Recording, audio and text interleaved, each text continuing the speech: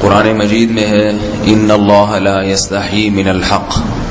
کہ اللہ تعالیٰ حق بات بیان کرنے سے حیا نہیں کرتے۔ حدیث میں بھی بعض ایسے مسائل کو اللہ کے رسول نے بیان کیا ہے صلی اللہ علیہ وسلم نے جو بظاہر حیا کے خلاف ہیں، مگر اس لیے بیان کیا کہ اگر آپ صلی اللہ علیہ وسلم بیان نہ کرتے تو لوگ ان بے شرمی کے کاموں میں مبتلا ہو جاتے۔ اسی وجہ سے میں بھی یہ ہمت کر رہا ہوں کہ ایک اور ایسا گناہ جس میں لوگ مبتلا ہیں، اور وہ ہے حیا کے خلاف، مگر ہے بہرحال شریعت کا مسئلہ اور لوگ اس میں گناہ میں مبتلا بھی ہیں، اس لیے بتانا ضروری ہے۔ وہ یہ ہے کہ لوگ شادی کے بعد بھی، آج کی نوجوان نسل زوجہ سے، بیوی سے غیر فطری طریقے سے ہم بستری کرتے ہیں۔ انٹرنیٹ پہ بیہودہ فلمیں دیکھتے ہیں تو جو چیز انگریزوں کی دیکھ رہے ہیں کہ ان کے کلچر آہستہ آہستہ میڈیا کے ذریعے ہمارے معاشرے میں بھی آ رہا ہے۔ اللہ کے رسول صلی اللہ علیہ وسلم نے لعنت فرمائی ہے، ایک روایت میں ہے کہ اللہ اس کی طرف دیکھے گا نہیں کہ جو اپنی زوجہ سے پچھلے راستے سے ہم بستری کرے گا۔ یہ بیماری بھی، یہ گندگی بھی لوگوں میں پھیلتی جا رہی ہے، خاص طور پہ جن کو لڑکوں سے بدفعلی کی عادت پڑ جائے تو وہ زوجہ سے فطری راستے سے ہم بستری نہیں کرتے۔ اللہ نے فرمایا کہ نساؤکم حرث لکم، یہ تمہاری زوجات ہیں، بیویاں ہیں، یہ نسل بڑھانے کے لیے ہیں۔ تو اسی راستے میں انسان اپنی خواہش کو پوری کر سکتا ہے جس راستے سے نسل بڑھتی ہے، اس کے علاوہ کسی اور راستے سے اپنی خواہش کو پورا کرنا یہ حرام ہے، گناہ کبیرہ ہے، گندگی ہے۔ ہمارے پاس کیسز آتے ہیں، ایک پاک دامن لڑکی کی شادی ہوتی ہے، لڑکا بھی بظاہر بڑا نیک، لیکن کیا ہے، لڑکا چونکہ ٹھرکی ہوتا ہے، شہوت کا درندہ ہوتا ہے، تو وہ یہ نہیں دیکھتا کہ میں اپنی بری خواہش مٹانے کے لیے میں اپنی زوجہ کو غیر فطری طریقے پر مجبور کیسے کر سکتا ہوں، تو مجبور کرتا ہے پھر اپنی بیوی کو۔ اس میں جو عورتیں زیادہ پاک دامن نہیں ہو، نیک نہ ہو، یا ان کو یہ ڈر ہو کہ طلاق ہو گئی تو ہم کہاں جائیں گے، وہ پھر اپنے شوہر کے ساتھ اسی غیر فطری طریقے پر آمادہ ہو جاتی ہیں،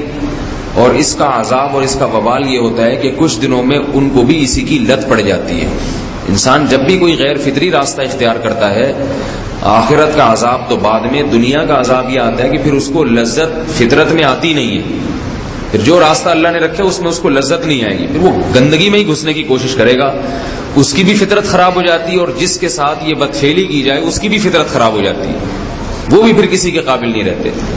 تو اپنے جان پر رحم کرنا چاہیے۔ ہم انسان ہیں، ہم درندے نہیں ہیں، ہم گھوڑے نہیں ہیں، ہم گدھے نہیں ہیں، ہم جانور نہیں ہیں، ہم انگریز نہیں ہیں۔ انگریز نے تو حیا اور شرم کی تمام حدود کو توڑ دیا ہے، وہ تو درندے بن چکے ہیں، ہم تو درندے نہیں ہیں، ہم تو حلال کھاتے ہیں، پاک صاف رہنے کی کوشش کرتے ہیں، تو ہم ان کی جو کلچر دیکھ دیکھ کے ہم ویسے درندے بننے کی کوشش کیوں کریں؟ تو یہ بہت بڑا وبال ہے، بہت بڑی برائی ہے جو ہمارے معاشرے میں آہستہ آہستہ جڑ پکڑتی جا رہی ہے، اور اس سے بیماریاں بھی پھیلتی ہیں۔ غیر فطری طریقہ ہے، بیماریاں بھی پھیلتی ہیں۔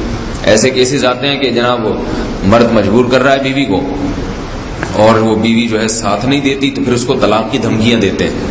ایسے کیسز بھی آتے ہیں، اور یہ بھی آتا ہے کہ مرد جب اپنی بیوی کو غیر فطری طریقے پر مجبور کرتا ہے، بیوی آمادہ نہیں ہوتی، تو مرد پھر یہ دھمکی دیتا ہے کہ بھائی میری خواہش تو تم سے پوری ہوتی نہیں ہے، پھر میں دوسروں کے پاس جاؤں گا۔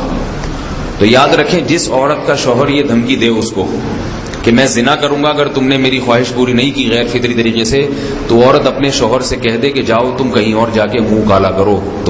تمہاری فطرت میں گندگی ہے تو یہ مجھے گندا بنانے کی کوشش نہ کرو، اس کو زنا کرنے دیں، وہ اللہ آخرت میں اس سے بھگتے گا۔ ہر بیماری کا اللہ نے علاج رکھا ہے۔ اللہ کے رسول صلی اللہ علیہ وسلم نے فرمایا، صحیح بخاری کی حدیث، ما انزل اللہ من داء الا انزل له دواء، کوئی بیماری ایسی نہیں ہے جو اللہ نے نازل کی ہو اور اس کے لیے دوا نہ رکھی ہو دنیا میں۔ تو اگر کسی کو ایسی لت پڑ گئی ہے غیر فطری کام کی، تو اس کو چاہیے کہ وہ اپنا علاج کرائے۔ ڈاکٹر سے بھی رابطہ کرے.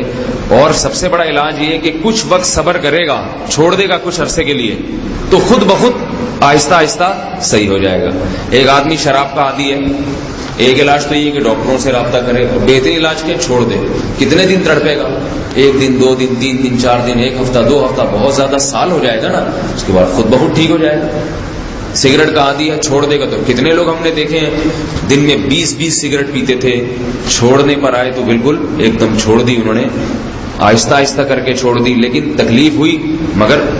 عادی ہو گئے. تو اب کسی کو یہ لت پڑ گئی ہے غلط کام کی, برائی کی,